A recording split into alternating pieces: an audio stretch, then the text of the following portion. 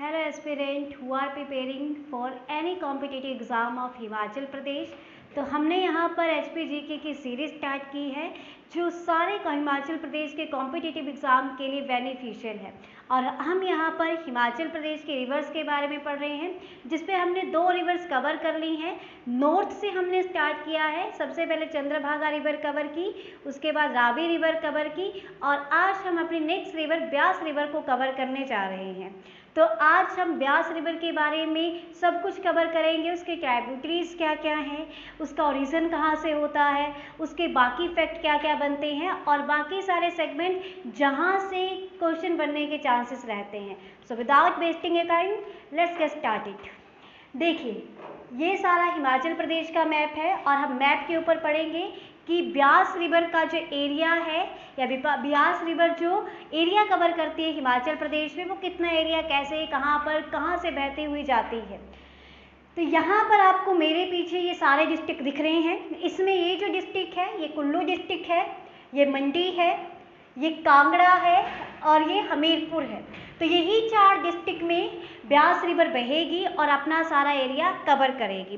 तो सबसे पहले ब्यास रिवर के नॉमेनक्लेचर के बारे में बात कर लेते हैं कि ब्यास रिवर का नाम ब्यास रिवर है, ये कुछ और भी है। तो सबसे पहले तो ब्यास रिवर का नाम ब्यास है, वो भी हम देखेंगे क्यों है।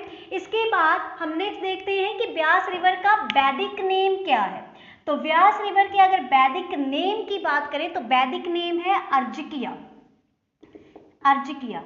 ब्यास रिवर के संस्कृत नेम की बात करें तो ब्यास रिवर को संस्कृत में बोला जाता है विपाशा और विपाशा का मीनिंग होता है बंधनों से मुक्त करने वाली। सो 2 नाम अभी तक हमने पढ़े, एक वैदिक नेम अर्जिकिया है और संस्कृत नेम है विपाशा। और विपाशा का मतलब होता है बंधनों से मुक्त करने वाले। अब इसको हम बंधनों से मुक्त करने वाली क्यों बोलते हैं, क्यों हम इसको संस्कृत में विपाशा बोलते हैं, तो इसके पीछे भी एक इंटरेस्टिंग सी स्टोरी है। आपने 2 ऋषियों के नाम सुने होंगे, एक थे ऋषि वशिष्ठ और एक थे ऋषि विश्वामित्र। अब स्टोरी ऐसी है कि कहा जाता है कि इन दोनों के बीच में बनती नहीं थी। ऋषि विश्वामित्र ने क्या किया कि ऋषि वशिष्ठ के पुत्रों को मार दिया। अब जब ऋषि वशिष्ठ के पुत्रों को मार दिया तो ऋषि वशिष्ठ ने बोला कि मैं भी जीकर क्या करूंगा, मेरा तो वंश ही खत्म हो गया। तो उन्होंने क्या किया, अपने आप को बांध लिया। अब कैसे बांधा, भाई ऋषि मुनि थे, उनके पास शक्तियां होती थी, वो कैसे भी कर सकते, कुछ भी कर सकते अपने तप से। तो ऋषि वशिष्ठ ने अपने आप को बांध लिया और वो ब्यास रिवर में कूद गए।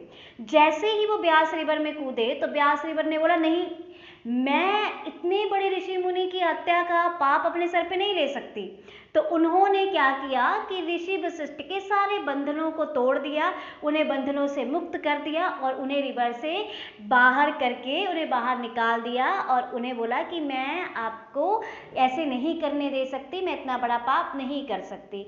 तो क्योंकि ऋषि वशिष्ठ को ब्यास रिवर ने बंधनों से मुक्त किया था, इसीलिए इसको बंधनों से मुक्त करने वाली बोला जाता है और उसको संस्कृत में बोलते हैं विपाशा। तो संस्कृत में विपाशा आप ऐसे भी याद रख सकते हैं कि ऋषि वशिष्ठ को बंधनों से मुक्त किया है। तो जो ऋषि हैं वो ज़्यादा किस लैंग्वेज का प्रयोग करते हैं, तो वो संस्कृत लैंग्वेज का प्रयोग करते हैं और संस्कृत लैंग्वेज का प्रयोग करते हैं तो संस्कृत लैंग्वेज में ही लिखेंगे सारी चीज़ें। तो इसीलिए जो विपाशा है वो संस्कृत से रिलेटेड है, तो आप ऐसे भी याद कर सकते हैं। एक और आता है ग्रीक नेम। ग्रीक नेम क्यों इंपॉर्टेंट है, क्योंकि ये वही ग्रीक नेम इंपॉर्टेंट इसलिए है क्योंकि अलेक्जेंडर जो है वो इस रिवर को क्रॉस नहीं कर पाया था और इस रिवर को क्रॉस नहीं कर पाया था। तो अलेक्जेंडर का जो रीजन है वो ग्रीक लैंग्वेज से और आपका पर्शिया या बेबीलोनिया से है, तो वहाँ से ये जो है इसको ग्रीक नाम पड़ा। तो अलेक्जेंडर यहाँ पर आया है तो इसके लिए ग्रीक नाम भी है, इसका ग्रीक नाम है हाइफेसिस। तो 3 नाम याद रखने, वैदिक नेम अर्जिकिया, संस्कृत नेम विपाशा और ग्रीक नेम हाइफेसिस। और यहाँ पर जो है वो अलेक्जेंडर, जिसका आप हिंदी में सिकंदर बोलते हैं, वो आया था और वो इस रिवर को क्रॉस नहीं कर पाया था। क्लियर। तो ये तीनों फैक्ट आपको पता होने चाहिए। नाम हमने देख लिया क्या क्या नाम है। अब हम देखते हैं कि इसका ओरिजिन कैसे, कहाँ से होता है।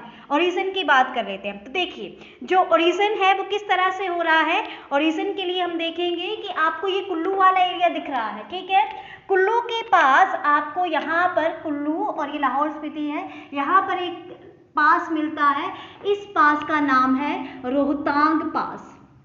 अब ये जो रोहतांग पास है, इस रोहतांग पास के इस तरफ एक लेक देखने को मिलती है, उस लेक का नाम है दशहर लेक। दशहर लेक से एक स्ट्रीम निकलती है, दशहर लेक से एक स्ट्रीम निकलेगी, इस स्ट्रीम का नाम है रहनी नाला। देखिए ये है रोहतांग पास, यहाँ पर दशहर लेक है, दशहर लेक से एक स्ट्रीम निकली, इसका नाम है रहनी नाला। ओके, यहाँ पर रोहतांग पास के इस तरफ यहाँ पर है ब्यास कुंड। ब्यास कुंड जो है यहाँ से स्ट्रीम निकलेगी, ब्यास स्ट्रीम, तो ब्यास कुंड से स्ट्रीम निकली, ब्यास स्ट्रीम, और ब्यास रिवर के इस तरफ से दो और स्ट्रीम निकलेंगी, एक का नाम है सोलंग नाला और एक का नाम है करनी नाला। तो सोलंग नाला और करनी नाला, सोलंग और करनी, तो ये चार स्ट्रीम है, रहनी नाला, ब्यास की स्ट्रीम, सोलंग नाला और करनी नाला। तो ये चारों स्ट्रीम एक पर्टिकुलर प्लेस पे आके मिल जाती है और उस प्लेस का नाम, उस पर्टिकुलर प्लेस का नाम है पलचन प्लेस। तो ये जो पलचन प्लेस है, यहाँ पर आके चारों स्ट्रीम मिल रही हैं और इसके आगे इस रिवर को जिस नाम से जाना जाता है, तो ये वो रिवर है ब्यास रिवर। तो चारों स्ट्रीम पलचन नामक प्लेस पे मिल गई, ब्यास रिवर बन गई है। अब इसके आगे ब्यास रिवर जो है वो अपना एरिया कवर करेगी। तो देखिए पलचन जो है वो मनाली से 10 किलोमीटर ऊपर आपको देखने को मिलेगा, जहाँ से Beas river, complete Beas river बनती है अपनी बाकी जो एसोसिएटेड स्ट्रीम है उनके साथ। अब ब्यास रिवर आगे बहना स्टार्ट करती है, आगे बहती है, आगे बहती है और कुल्लू में बहते हुए फिर यहाँ पर ये देखिए कुल्लू है और ये मंडी है, तो ये कुल्लू और मंडी के बॉर्डर पर बहती है। तो कुल्लू और मंडी के बॉर्डर पर बहेगी और फिर उसके बाद जो है वो मंडी में एंटर कर जाएगी और मंडी में एंटर करने के बाद ये देखिए ये मंडी है, ये हमीरपुर है, ये कांगड़ा है। तो यहाँ पर एक पर्टिकुलर प्लेस से कांगड़ा में एंटर कर जाएगी और कांगड़ा में एंटर करने के बाद ये हमीरपुर है, ये कांगड़ा है, कांगड़ा और हमीरपुर के बॉर्डर पर बहेगी। ये कांगड़ा और हमीरपुर के बॉर्डर पर बह रही है और फिर हमीरपुर का जो नदौड़ वाला एरिया है वहाँ से कंप्लीटली डाइवर्ट हो जाती है, कहाँ पर, कांगड़ा में, और फिर कांगड़ा में जो है वो बहती है और कांगड़ा में से ही एक जगह आती है यहाँ पर, उस जगह का नाम है मीरथल। तो मीरथल से फिर ये पंजाब में एंटर कर जाती है। तो ये पूरा एरिया है ब्यास रिवर का एरिया। हिमाचल प्रदेश के मैप में कौन कौन से डिस्ट्रिक्ट को कवर करेगी, तो पहले कुल्लू, मंडी, उसके बाद कांगड़ा और हमीरपुर और कांगड़ा के मीरथल नामक प्लेस से ये फिर पंजाब में एंटर कर जाएगी। तो अभी तक हमने देखा ओरिजिन कहाँ से हो रहा है, तो ओरिजिन अगर पूछा जाएगा तो ओरिजिन ब्यास कुंड एट रोहतांग पास आएगा, उसके बाद ये पलचन नामक प्लेस पर अपने एसोसिएटेड स्ट्रीम के साथ मिलेगी, फिर ब्यास रिवर बनेगी और जितना भी यहाँ पर एरिया हमें दिख रहा है ब्यास रिवर ने जो कवर किया है इन चारों डिस्ट्रिक्ट में, वो टोटल एरिया है हमारे पास 256 किलोमीटर का एरिया। तो यहाँ से लेके मीरथल तक ब्यास रिवर जो है वो 256 डिस्टेंस जो है वो कवर करती है हिमाचल प्रदेश में। उसके बाद नेक्स्ट जो है वो अपना पंजाब में एंटर हो जाती है और पंजाब के बाद फिर आगे जाकर सतलुज के साथ हरी का पत्तन नामक जगह पर सतलुज के साथ मिल जाती है।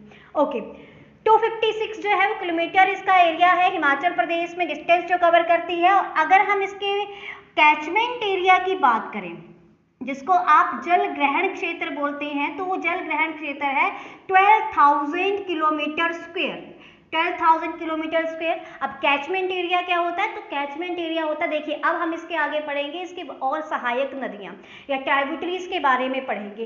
तो जहाँ जहाँ से जो जो ट्राइब्यूटरीज के साथ मिल रही हैं जिस जिस डिस्ट्रिक्ट में, तो वो जितने भी एरिया को कवर कर रही हैं उन सारे एरिया को मिला के बोलते हैं कैचमेंट एरिया।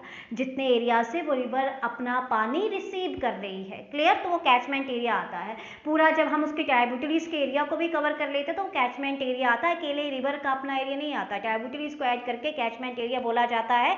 तो ब्यास रिवर का कैचमेंट एरिया है 12,000 किलोमीटर स्क्वायर का एरिया जो है इसका कैचमेंट एरिया है।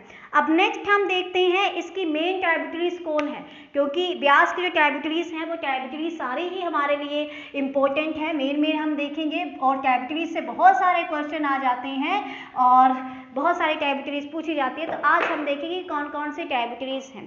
क्लियर? तो सबसे पहले देखिए कुल्लू वाला एरिया है।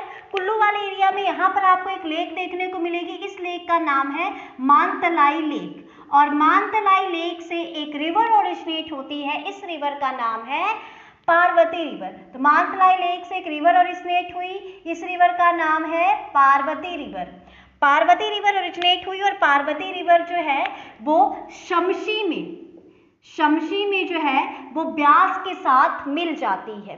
तो मानतलाई लेक से ओरिजिनेट हुई पार्वती रिवर और वो शमशी में जो है वो ब्यास रिवर के साथ मिल गई। और जो पार्वती है, पार्वती जो है वो लार्जेस्ट ट्राइब्यूटरी है किसकी? ब्यास रिवर की। तो ब्यास रिवर की सबसे लार्जेस्ट ट्राइब्यूटरी जो है वो पार्वती रिवर है। अब पार्वती रिवर की अपनी भी कुछ ट्राइब्यूटरीज हैं तो उनको भी देख लेते हैं क्योंकि वो भी इंपॉर्टेंट है। तो देखिए यहाँ से पार्वती रिवर आ रही है, पार्वती रिवर के साथ उसकी जो पहली ट्राइब्यूटरी मिलती है वो मिलती है दुधोन।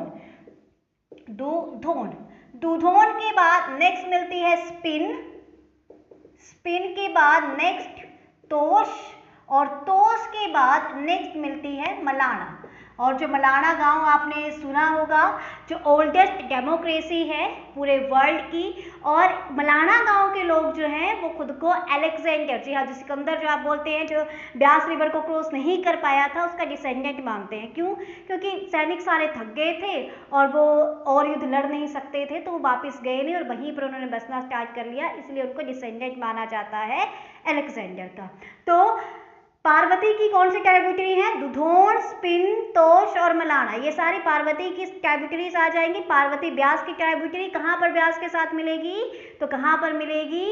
शमशी नामक प्लेस पे। देखिए अब सारी राइट और लेफ्ट हैंड ट्राइब्यूटरीज करेंगे तो जिस तरह से आपका राइट हैंड है और जहाँ से रिवर ओरिजिनेट हो रही है उसकी डायरेक्शन में जो आपका राइट होगा वो रिवर का राइट होगा। जैसे यहाँ पर कर रहे हैं तो उस तरफ से आ रही है, तो मेरा जो राइट है वो रिवर का भी राइट है और मेरा जो लेफ्ट है वो रिवर का भी राइट है। तो ये वाला जो लेफ्ट हैंड है, इस तरफ सारी जो ट्राइब्यूटरीज होंगी वो ब्यास की left hand side by tributaries होंगी।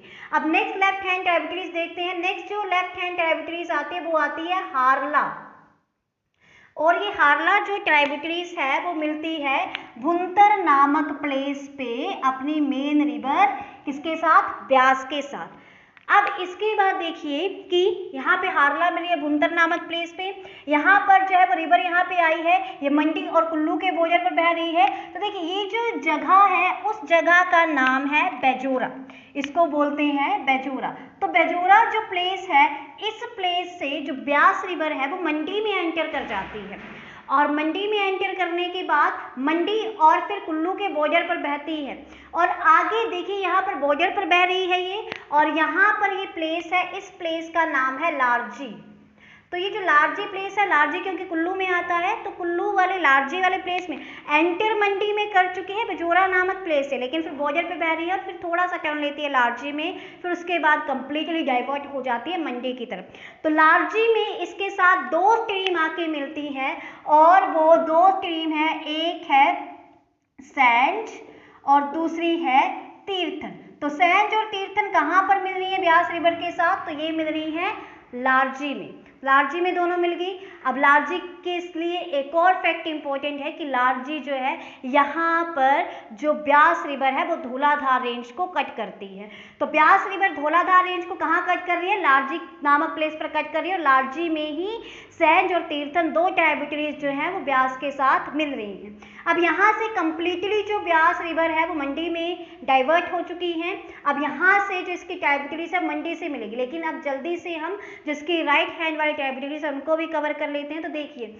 यहाँ पर जो है ये मनाली वाला प्लेस है, मनाली में इसके साथ इसकी एक ट्राइब्यूटरीज मिलती है, इसका नाम है मनालसू। तो मनालसू एक ट्राइब्यूटरीज है, ये मनाली के पास इसके साथ मिलती है। नेक्स्ट आती है सुजोन, और सुजोन के बाद आती है फोजल।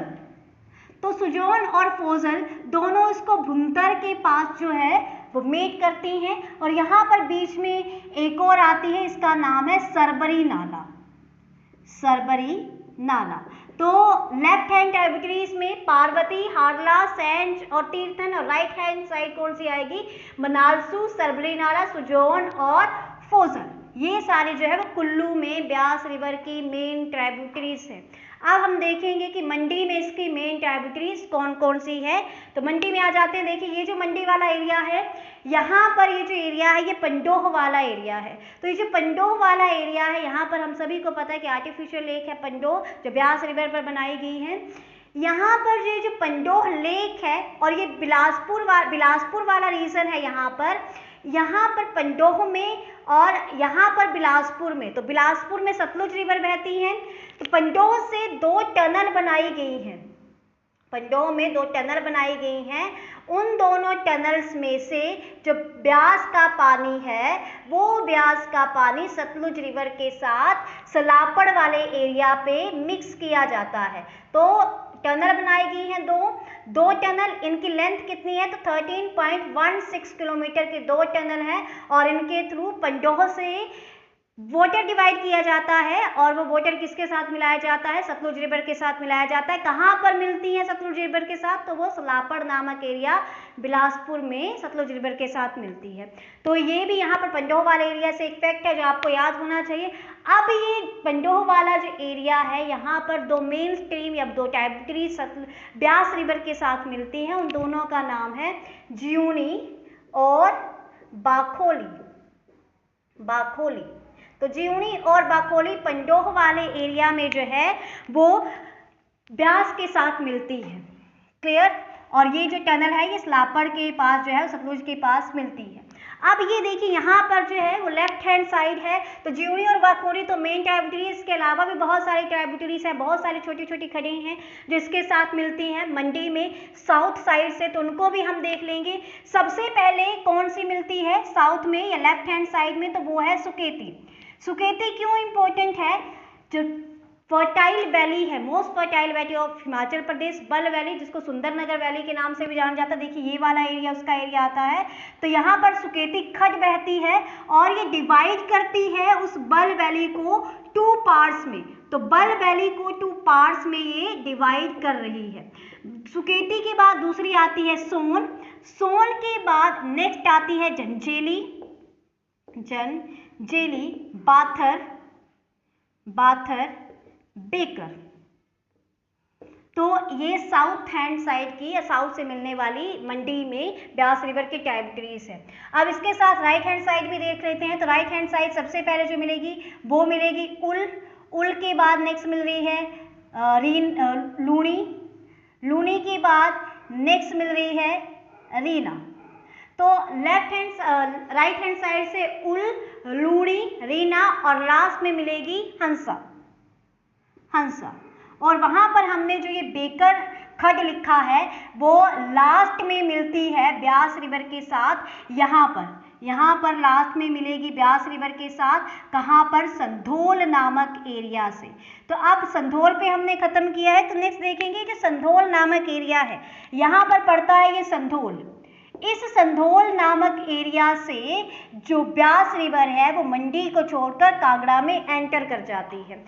संधोल पड़ता है मंडी में और कांगड़ा में एंटर करेगी। कांगड़ा का जो एरिया है वो है हरसी पत्तन वाला एरिया। तो कांगड़ा का हरसी पत्तन वाला एरिया, लेकिन लीव कहाँ से कर रही है और एंटर वाला एरिया क्या है? वो संधोल। तो आंसर में संधोल ही आएगा। तो संधोल से मंडी को छोड़ रही है और कांगड़ा में एंटर कर रही है। लास्ट यहाँ पर ट्राइब्यूटरी बेकर मिलती है जो संधोल में इसके साथ मिल रही है। अब संधोल से ये एंटर कर चुकी है कहाँ पर? कांगड़ा वाले एरिया में। और यहाँ पर ये कांगड़ा और हमीरपुर के बॉर्डर पर बह रही है। तो जब एंटर करेगी तो कांगड़ा और हमीरपुर के बॉर्डर पर ही बहेगी। यहाँ पर ये हारसी पत्तन वाला एरिया आएगा कांगड़ा का। यहाँ पर सुजानपुर वाला एरिया है हमीरपुर में। तो हमीरपुर में इसके साथ 2 ही स्ट्रीम जो है वो मिलती हैं। ये देखिए यहाँ पर ये एरिया है नदौन वाला एरिया। तो नदौन के पास 2 स्ट्रीम हमीरपुर से आती हैं और ब्यास के साथ मिलती हैं। एक मिलती है कुनाह खड्ड और दूसरी मिलती है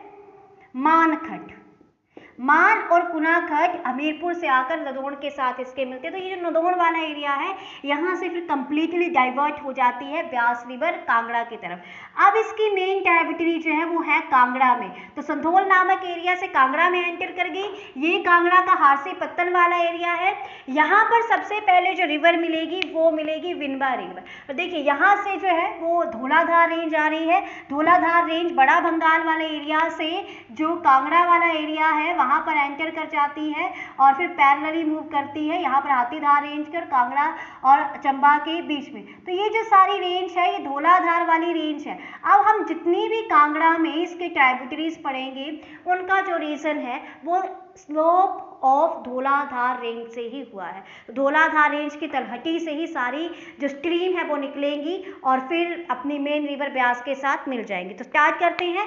पहली जो रिवर मिलती है तो देखिए ये बैजनाथ वाला एरिया है। बैजनाथ वाले एरिया से एक रिवर आती है और वो उस रिवर का नाम है बिनवा रिवर। बिनवा रिवर। तो बिनवा रिवर जो है वो संधोल वाले एरिया में ही मीट करती है ब्यास के साथ। दूसरी रिवर आती है बनेड़ रिवर। बनेड़ रिवर जो है वो हारसी पत्तन वहां पर मिलती है ब्यास रिवर के साथ। नेक्स्ट आती है न्यूगढ़। न्यूगढ़ जो है वो मीट करती है सुजानपुर के पास। सुजानपुर हमीरपुर वाले एरिया में पड़ता है तो वो सुजानपुर के पास मीट करती है। फिर उसके बाद जो है ब्यास बॉर्डर के साथ बहते हुए ये नदौन वाला एरिया यहाँ से कांगड़ा में एंटर कर गई है। अब कांगड़ा में जो नेक्स्ट मेन ट्राइब्यूटरीज आएगी वो आएगी बाणखड। बाणखड जो है वो कांगड़ा के पास इसके साथ मिलती है। और बाणखड इसलिए इंपॉर्टेंट है, जो हिस्टोरिकल प्लेस कांगड़ा फोर्ट के बारे में आप पढ़ते हैं जिसके पीछे इतनी सारी लड़ाइयाँ हुई है तो वो इसी रिवर के किनारे सिचुएटेड है। और मॉडर्न टाइप का जो कांगड़ा टाउन है वो भी इसी रिवर के किनारे सिचुएटेड है। तो बाणखड। बाणखड के बाद नेक्स्ट आती है गजखड। गजखड और गजखड के साथ नेक्स्ट आती है वो आती है हमारे पास अवाखड।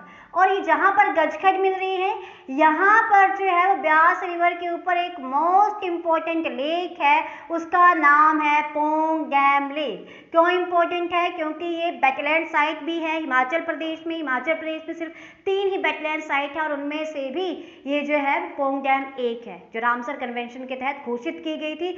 दूसरा, यहाँ पर बहुत सारी माइग्रेटरी स्पीसीज भी आती हैं और इसके अलावा इसको महाराणा सागर प्रताप रिजर्वोयर के नाम से भी जाना जाता है।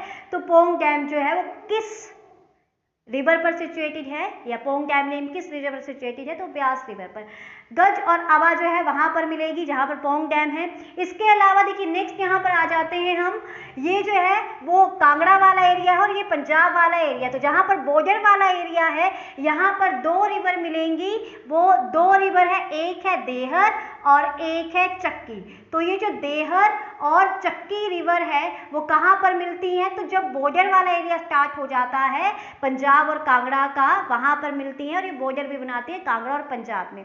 और ये जो कांगड़ा वाला एरिया है यहाँ पर इस एरिया को छोड़ते हुए वो मीरथल नामक स्थान से हिमाचल प्रदेश की टेरिटरी को लीव कर देती है और पंजाब की टेरिटरी में एंटर कर जाती है। और फिर जो है पंजाब में हरिका पत्तन के पास सतलुज के साथ मीट करके आगे जाके इंडस रिवर के साथ मीट करके जो है वो अरेबियन सी में जाके ड्रेन हो जाती है। तो ये सारा एरिया हमने देखा ब्यास रिवर के बारे में। जितनी भी मेन ट्राइब्यूटरीज हैं जो हमारे एग्जामिनेशन पॉइंट ऑफ व्यू से इंपॉर्टेंट है उसको हमने यहाँ पर कवर कर लिया है। अब देखिए मेन रिवर तो हिमाचल प्रदेश में 5 ही हैं, चंद्रभागा, रावी, ब्यास, सतलुज और यमुना। जितनी भी बाकी हम उसके ट्राइब्यूटरीज पढ़ते हैं वो या तो खड़े हैं या छोटे छोटे स्ट्रीम हैं। तो बहुत सारे एरिया में बहुत सारी हैं। अगर आपके एरिया में ऐसी कोई ट्राइब्यूटरीज है उस रिवर से रिलेटेड जो यहाँ पर कवर नहीं हुई है तो आप कमेंट सेक्शन में उसका नाम जरूर लिखिएगा। क्लियर? तो ये हमने सारी यहाँ पर ट्राइब्यूटरीज देख ली है। इसके अलावा अब हम देखते हैं कि जहाँ जहाँ से ब्यास रिवर बह रही है उसके अराउंड मेन सेटलमेंट क्या है, क्योंकि सेटलमेंट से भी क्वेश्चन आ जाते हैं कि कौन कौन सी सेटलमेंट है। तो मेन सेटलमेंट की अगर हम बात करें तो पहली तो आ जाएगी मनाली, दूसरी आती है नग्गर, नग्गर के अलावा नेक्स्ट आती है कटरैन, कटरैन के अलावा आती है सुजानपुर। तो ये मेन जो है वो सेटलमेंट है around the bank of Beas river. तो ये तो हमने सारी जो है इसकी नेम भी देख लिया, नॉमेनक्लेचर भी देख लिया, कैचमेंट एरिया भी देख लिया, कितना डिस्टेंस कवर करती है, उसके हमने नाम भी देख लिए, वैदिक नाम क्या है, ग्रीक नेम क्या है, संस्कृत नेम क्या है। अब हम देखते हैं कि जब एंशियंट रिवर में, क्योंकि इसका जो ट्रेस है, ओरिजिन है, वो काफ़ी पुराना है, तो एंशियंट टाइम में जो ब्यास रिवर है, ब्यास रिवर के आसपास जो लोग रहते थे उनको एक नाम से जाना जाता था, वो नाम है जेठा। तो प्राचीन समय में ब्यास रिवर के आसपास रहने वाले लोगों को जेठा के नाम से जाना जाता था। और ये जो ब्यास रिवर का अपर एरिया आपको दिख रहा है यहाँ पर, इस अपर रिवर को जो है, अपर एरिया को जो है वो उज्जी के नाम से जाना जाता था। तो ये दो टर्म है जो आपको याद रखनी पड़ सकती हैं, और क्वेश्चन इससे पूछा जा सकता है कि बताइए कि प्राचीन समय में ब्यास रिवर के आसपास रहने वाले लोगों को किस नाम से जाना जाता था, तो वो जेठा के नाम से जाना जाता था। और जो ब्यास रिवर का अपर एरिया है उस एरिया को उज्जी के नाम से जाना जाता है। तो this is all about Beas river. Beas river से रिलेटेड जितने भी हमारे फैक्ट बनते थे, जितनी भी ट्राइब्यूटरीज बनती थी, और जितने भी उससे रिलेटेड और इन्फॉर्मेशन बनती थी वो हमने कवर कर ली है। अगर आपका कोई क्वेश्चन है तो आप कमेंट सेक्शन में पूछ सकते हैं, और ऐसे ही हम HPGK को कंप्लीट करेंगे। और आपको अगर इंटरेस्टिंगली HPGK को कवर करना है तो do subscribe our genius hub academy Hamirpur channel. और अगर आपको एनरोल करना है किसी भी कोर्सेज के लिए, कॉम्पिटिटिव एग्जाम के लिए हिमाचल प्रदेश के, तो आप डिस्क्रिप्शन में दिए गए नंबर पर कॉन्टैक्ट कर सकते हैं। Thank you.